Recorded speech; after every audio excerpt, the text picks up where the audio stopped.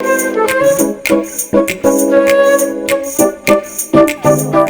actitud de poder, como la Mujer Maravilla. Aquí estamos ya con nuestra primera invitada de la tarde, un tema interesantísimo. Sé que van a querer participar, así que 232-3903, la línea telefónica o a través del Instagram de Las Tres Gracias. Saludamos a la doctora Elisa Peláez, es psicóloga, magíster en neuropsicología y educación, y hoy hablamos del desarrollo positivo en la adolescencia. Porque es que, doctora Elisa, bienvenida, pero siempre que hablamos de adolescencia, como que nos predisponemos, ay, adolescencia es sinónimo de problemas, y no necesariamente tiene que ser así. Totalmente, así es, esa es la intención del programa hoy, y es abogar por esas cosas tan chéveres que pasan en la adolescencia, porque veamos la otra cara, basados en evidencia científica, que es lo más chévere, y es que se ha investigado al respecto, y cómo la adolescencia no es esa época tan horrible como nos han dicho toda la vida que es. Por fortuna, hoy, gracias a Dios, al estudio y a que existen profesionales como tú, Elisa, pues entendemos las dinámicas, porque es que en nuestra época no existía, o sí ha existido el psicólogo, pero no era una herramienta, digamos, que uno utilizara con normalidad. Antes el psicólogo era el palo locos. Exacto, ¿no? Hoy sí. se entendió que era una herramienta que a través del estudio del comportamiento del ser humano, pues uno diga, bueno, me va a valer de esta herramienta. Cuando se habla de adolescencia, lo decía Luchi, uno normalmente se remota a su adolescencia y uno dice, ay, Dios mío, que Dios me agarre confesado porque yo hice hasta para vender. Entonces vienen los hijos y uno dice, está prevenido frente a esta etapa. ¿Qué hay que hacer? ¿Nos podemos preparar para la adolescencia?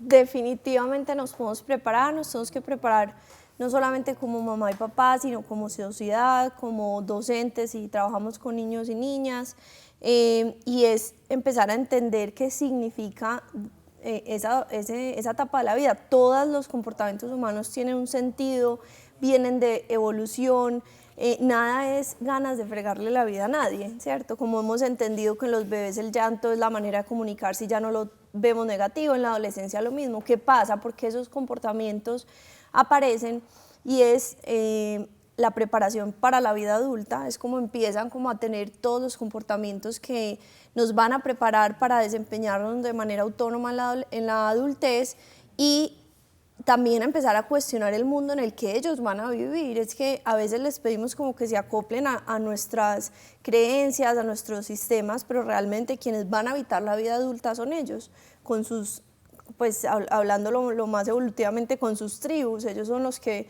van a tener que arreglárselas con costumbres, con creencias, y por eso se ha ido evolucionando generación tras generación, y en la adolescencia es donde se da esas mejoras, donde cuestionamos cómo hacen las cosas los demás, y ahí es que vamos mejorando como especie humana. En la adolescencia es donde se manifiestan, digamos, de una manera mucho más explícita siempre los miedos, las inseguridades. ¿Quién no tiene miedo o quién no se va a sentir inseguro de saber que tiene que enfrentar la vida de ahora en adelante? Que ya no va a ser una persona dependiente totalmente o no va a tener siempre quien haga las cosas por eso. El temor a no encajar. ¿Verdad? Y entonces el buscar llamar la atención de una u otra forma, el mostrar que es una persona diferente, que no tiene que ser necesariamente la persona que el papá y la mamá quieren, sino que tiene su propia esencia y tiene que sacarla a relucir, pero no necesariamente se sabe cómo. Entonces empiezan uno a sentirse que no lo quieren, que no lo entienden, que no encaja. Sí.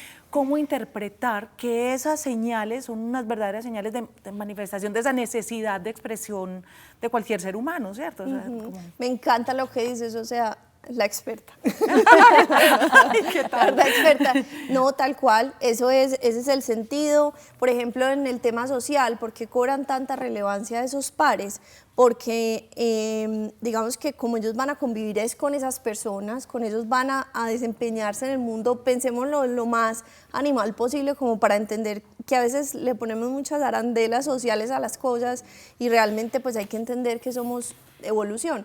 Entonces en lo social, claro, empieza a cobrar más relevancia lo que dicen mis pares, lo que, como me validan, lo que tú dices de encajar. Eso tiene un sentido y es que la mamá y el papá no son los que le van a decir si usted es apto para este trabajo, usted es bueno en esto, usted dentro de su grupo es, digamos que tiene unas competencias superiores, por así decirlo, o más avanzadas en esto, es el par el que me va a validar. Y en el sentido pues más coquito, ¿quién le va a dar trabajo? ¿Quién se va a asociar con usted? ¿Quién va a ser su pareja? No lo que la mamá del papá le parezca muy lindo, muy chévere, son mis pares. Entonces yo por eso en la adolescencia hago a un lado un poquito a ese papá, a esa mamá, que hasta el momento han sido todos los que me dicen cómo pensar, cómo actuar, cómo hacer. A veces de vez en cuando yo diga, no, no me gusta así cuando estoy chiquito, finalmente es papá y mamá los que definen todo.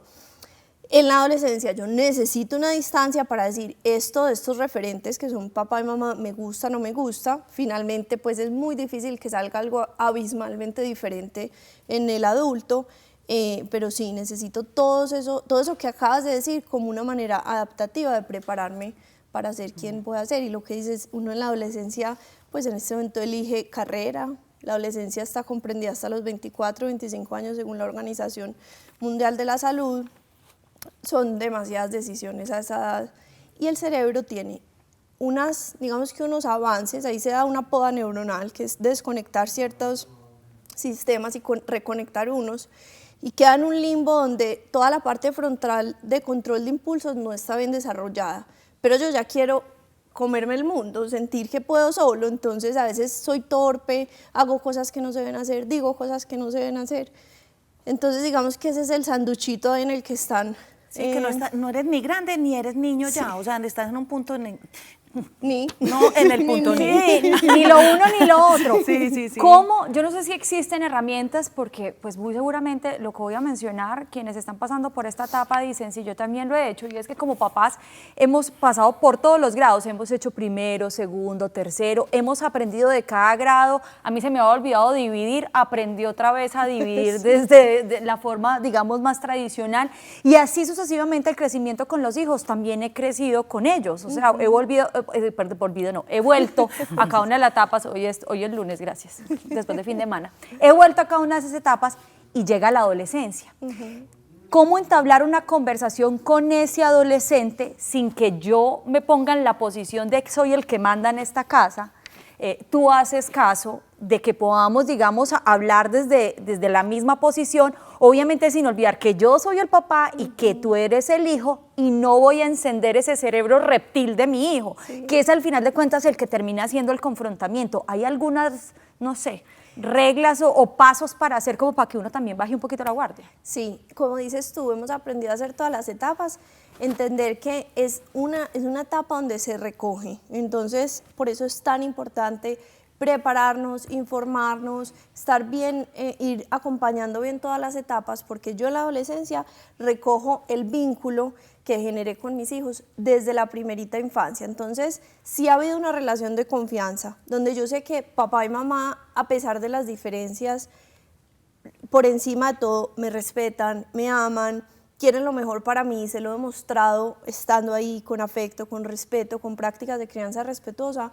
En la adolescencia, ese encuentro, entonces dices reglas. La primera, como adulto no me puedo enganchar, tengo que entender que si hay cuestionamiento, si no les gusta lo que digo, si están opinando diferente, significa que el cerebro está avanzando. Es preocupante que un adolescente siga como un borreguito con todo lo que digan los demás. Imagínate, si así es con los papás, ¿cómo hará entonces cuando se enfrente al resto del mundo? ¿Le va a tener que decir que sí a todo? ¿O va a tener que obedecer todo porque sí, y entonces no va a armar su criterio? Muy buen Afortunados que nos desafíen a nosotros y que estemos ahí como para ayudarlos a que tomen y formen sus propios criterios. Ahí está, ser guías, ¿no? Exacto, como no tomárselo personal, regla número 1, sino apreciar que está generando ese espacio de discusión. Además con uno, hay adolescentes que nunca le discuten a uno, sí, y salen y hacen otra cosa, ¿cierto? Entonces decir, bueno, qué bien, aquí hay avance en el cerebro. Y segundo, lo que dices tú, no olvidar que es el lugar de adultos. Alguien que fue mi jefe una vez me enseñó algo, y es cuando un adolescente te está buscando, es porque está buscando un adulto con quien conversar, no está buscando un amigo, para eso busca al amigo. Entonces no olvidarnos que yo no tengo que olvidar mi experiencia, mi avance, todo lo que conozco, una posición distinta. Ellos también tienen que aprender a encontrarse ahí. en esa diferencia, no desde el cerebro reptiliano como tú dices, sino desde, listo, vamos a discutir por qué tú consideras que ya estás en edad de hacer esto. Planteo los riesgos, planteo las posturas y entramos en una conversación sin prevenirnos, ¿cierto? Hay algo muy, muy lindo, digo yo, en esta generación de adolescentes, y es que les tocó también como ser más conscientes de muchas cosas, ¿cierto? Entonces uno ve modelos a seguir, como esta niña Greta Thunberg. Thunberg, nunca he podido con el apellido, y ve una generación de pelados que están pensando en el mundo y en cambiarlo de verdad. Entonces ellos son los que nos enseñaron a nosotros a cuidar el agua, nos enseñan a cuidarla, nos enseñan a cuidar las basuras, a vivir de una vida más natural. Ellos ya no están soñando en solo tener, sino en viajar, conocer, pasar, bueno, y una vez es como adulto lo ve como malo y dice, pero pues, ¿qué puede tener de malo tratar de volver como a esa esencia de lo natural? Digo que esta generación de adolescentes es muy afortunada de vivirla de esta manera y tienen verdaderas lecciones para todos en general.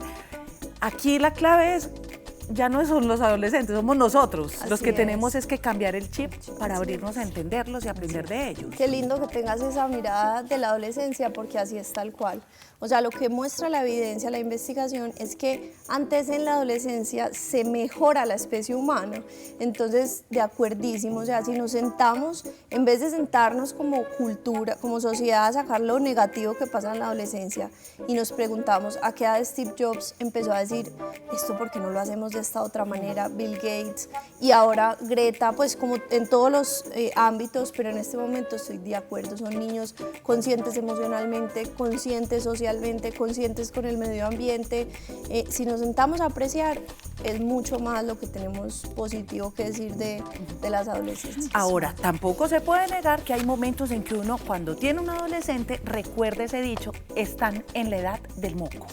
Yo no sé si botarlo o pegarlo todo en no la puede pared. ser positivo. Llega momentos con manifestaciones como blanqueada de ojos cada vez que uno habla, o que empiezan a aprender a hablar con la boca cerrada, y uno a ser más bobo, porque todos los adolescentes son de mejor estrato que los papás, con toda seguridad. Claro, como a ellos no les toca pagar todavía los servicios ni hacer todo, todos saben más que todos, y llegan momentos donde también uno dice, pero por Dios, ¿yo en qué momento me monté en este carro? Me perdonan la expresión, pero sé que muchas veces hablamos así. Dejamos eso para la siguiente parte. Perfecto. Listo, ya. Listo. Y a nuestros televidentes la tarea 232-3903 para que nos llamen sus inquietudes a través de nuestras redes, Facebook e Instagram. Está habilitada para que nos empiecen a mandar todas esas preguntas. Hay que aprovechar, hay que escurrir a nuestra invitada del día de hoy, que está más súper chévere. Vamos a un corte, pero ya regresamos a las 3. Gracias.